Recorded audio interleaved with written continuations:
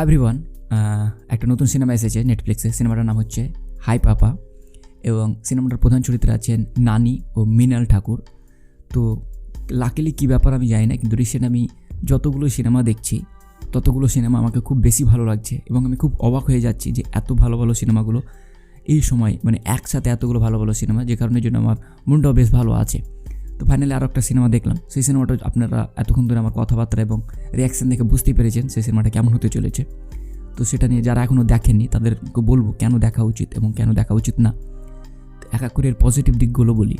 এর প্রথম পজিটিভ দিক ছিল যে এর ভিজুয়াল, যে প্রত্যেকটা সিন এবং সিনের যে, আমি এর আগে এই কথাটা বলেছিলাম, কলা বলে একটা সিনেমা বেরিয়েছিল, তো সেই সিনেমাটার সে বলেছিলাম যে প্রত্যেকটা সিন আমাকে মনে হচ্ছে যে এক একটা ক্যামেরায় ফ্রেমবন্দি করা এক একটা ফটো।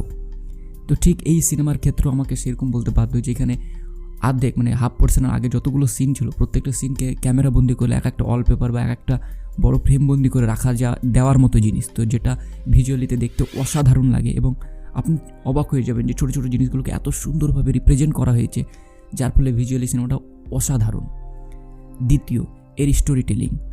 গল্প যে আহামরি কিছু তা না, কিন্তু এই যেভাবে স্টোরি টেলিং করা হয়েছে সেটাকে পুরো একটা ফ্যান্টাসি জগতে, একটা স্বপ্নের জগতে আপনাকে নিয়ে যেতে সক্ষম হয়, যার ফলে সে যখন গল্প বলবে তখনও সুন্দর লাগে এবং যখন আপনি রিয়ালি দেখবেন তখনও আপনাকে সুন্দর লাগবে। তৃতীয় পজিটিভ দিক, নানি এবং বাচ্চা মেয়েটা যে আছে এদের দুজনের কেমিস্ট্রি জাস্ট দুর্দান্ত। একে অপরের প্রতি কেয়ার থেকে শুরু করে প্রত্যেকটা জিনিস আপনাকে ভালো লাগবে ওভারঅল। এছাড়াও যে জিনিসটা ভালো লাগবে সেটা হচ্ছে এদের প্রত্যেকের পারফরমেন্স।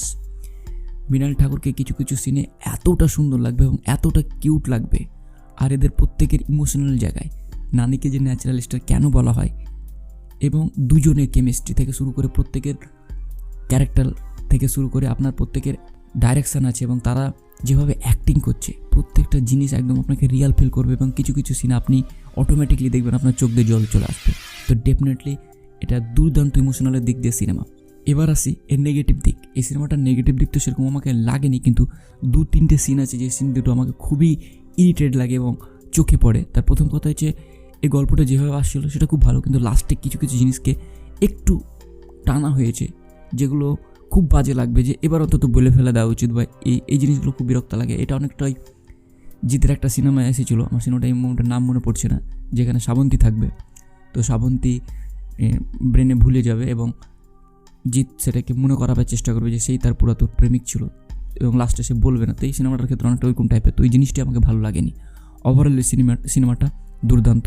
যারা দেখেনি এবং যারা বেশ কিছুদিন বা লাস্ট 3-4 বছরে কোনো একটা রোম্যান্টিক সিনেমা দেখতে চান কিন্তু দেখতে পাননি, তাদের জন্য এটা একটা গিফট হতে পারে। টেক কেয়ার, বাই, ভালো থাকবেন এবং নিজের খেয়াল রাখবেন।